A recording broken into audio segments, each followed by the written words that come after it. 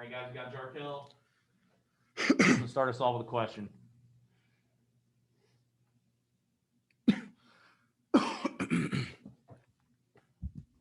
Ben, go ahead. Jarkel, I know it's a tough loss, but do you still feel like with the way y'all played tonight, y'all proved even in the loss that y'all an NCAA tournament team? Most definitely. We knew what was at stake when we came in, and we tried to play. We played our butts off. We just got to make plays at the end. But I think we proved that we are an NCAA tournament team. Neil, go ahead. Along those lines, Jarkel, how frustrating was it a couple of different times in the second half? You guys had a lead or you were right there and you just kind of couldn't finish them. Man, very frustrating. But we weren't frustrated in the game. We knew we had the momentum. They made their run, and we made ours, and we had the momentum. But like I said, we got to make plays at the end to finish them off. On that three that Days made, is that what you were – did you expect that to be a pick and pop or what happened defensively there? It's just miscommunication. The ball screen came over, and it was an empty side. And I think our X4 had to come up and push up. But give Days credit. He made a big-time shot. Parrish, go ahead. Jarkel, what do you think was so different about this game in the first meeting? Like I stated yesterday, today we was mentally ready. Like I told you guys, I knew we would come out and play hard. And we knew, like I said, we knew it was at stake, and we were just we prepared the right way, and we just been together and connected. So we knew tonight was going to be different.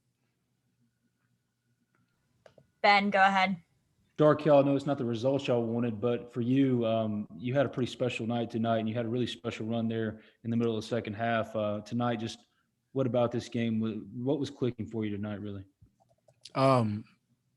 First of all, I'd like to give thanks to God, and my coaching staff and my teammates always have confidence in me. Like I said, way before the SEC tournament, they always had confidence in me, and it's just the work I put in, and it happened to pay off tonight. Any other questions for Jarkel? Thank you. Thank you.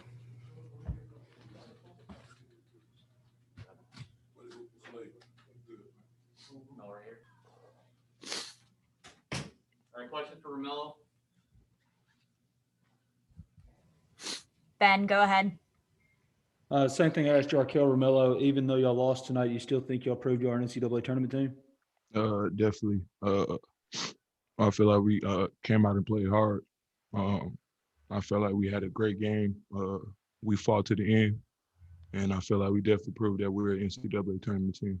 With LSU being a tremendous team, they got a lot of great pieces, and they're just a well-coached team. And I give them credit, but I definitely feel like we're an NCAA tournament team. Parrish, go ahead. Romello, just what a drastic difference. Looked very different than the first game. What enabled you guys to be successful this evening? I feel like it was a couple of toughness plays down the stretch that we just didn't come up with, a couple 50-50 balls. Just a couple cheap fouls. It was just a little toughness things that we didn't execute today, and I feel like that's what caused us to lose today. Any other questions for Romello? Thank you. Thanks, Mello. Thank Got you. live coaching shortly.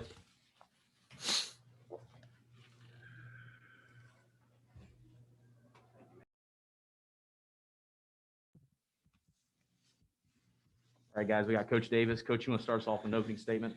Yeah, I mean, you guys saw it. That was a high level SEC tournament game. I'm so proud of our team. That's a hugely disappointed locker room, but I mean they fought it. LSU's got some talented offensive players. Just kept making some plays and had the game kind of turned. You know, Jarkel just made some unbelievable plays. Our zone affected them, and then we're up. You know, we're down one, and you know, Days picked and popped. We didn't get the guy on the backside of the zone to rotate up. You know, he played great. So did a good job on Thomas. Proud of our team. We played like an NCAA tournament team. We're going to stay in Nashville, stay kind of in our bubble here until selection Sunday. If we're selected, then we'll go straight to Indianapolis. If not, we'll kind of hear our fate maybe with NIT. And we got basketball to be played, though. John, start us off. Kermit, what does it kind of say about Jarkel, the fact that he had such a great performance like this on such a high stage? What does that kind of say about the player that he's kind of emerged and turned into? Yeah, John, you've heard me say it.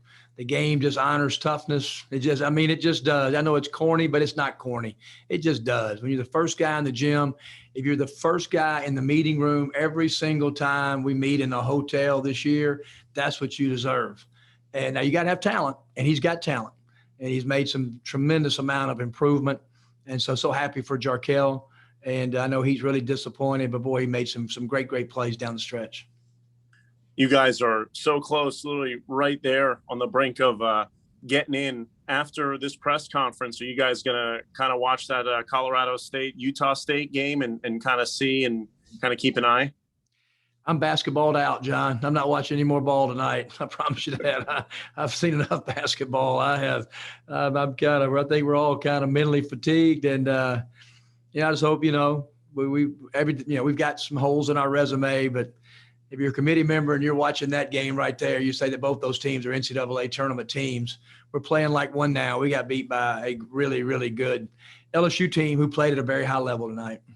And the last one for me, you kind of alluded to it there. Do you think you guys are getting in? What's kind of going to be the mentality going into Sunday? Or are you just kind of just going to wait, watch, and hope for the best? We're going to prepare like we're going to get in. And we're going to take tomorrow off.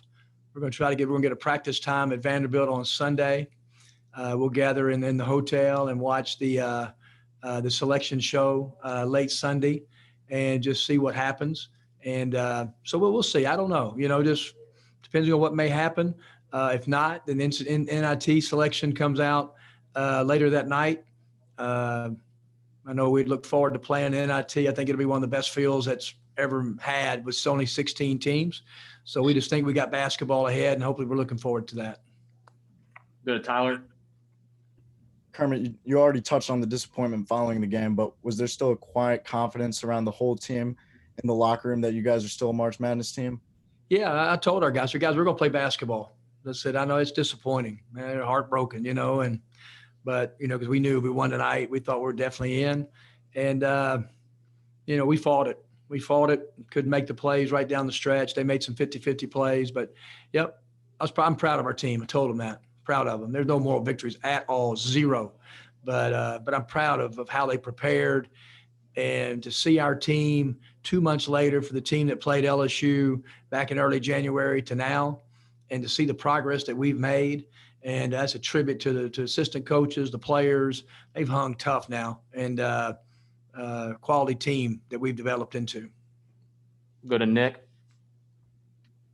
Kermit, you say there are no moral victories. Do you think the committee sees things that way, or do you think a game like this or a game like the Florida game earlier actually does help your resume that you were able to play close against tournament teams? Yeah, I mean, if you're watching the game, and I'm sure a lot of committee members were, just because of, we're kind of the number one bubble team in a Power 5 conference, and you watch that game, and everybody knows how good LSU is, and that game is a one-possession game to the very end. If you're a committee member, now maybe somebody beats us out, but they know right there that Ole Miss team can go win games in the NCAA tournament. And that's just, I think people would see that. And I'm not trying here to campaign for us.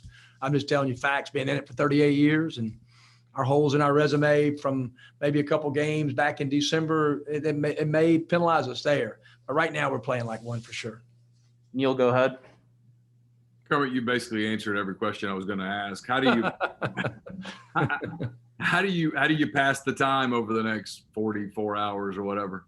Yeah, it's going to be hard, Neil, because we've got to do a great job with all of our protocols, in the hotel, and we'll let them sleep in, get kind of a late breakfast tomorrow, Neil, and we're going to watch some of this game, and we'll take tomorrow completely off. They'll do some treatment at the hotel, some stretching. Try to do something for them tomorrow night. We've got to do it in the hotel. Sunday, we will go to Vanderbilt and get like an hour practice time, some skill development, shooting, break a sweat, break up the day, and then just kind of see where we're going to, whenever that selection show is at 5 or 6 o'clock. Go to Parrish.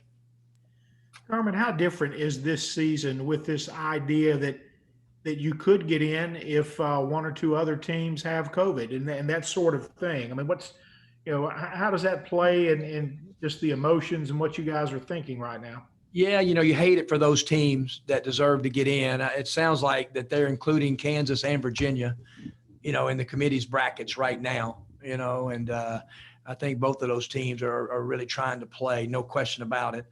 And so, but you just kind of look at the first, whatever, if we're happen, don't make it. And you just got to stay ready to play.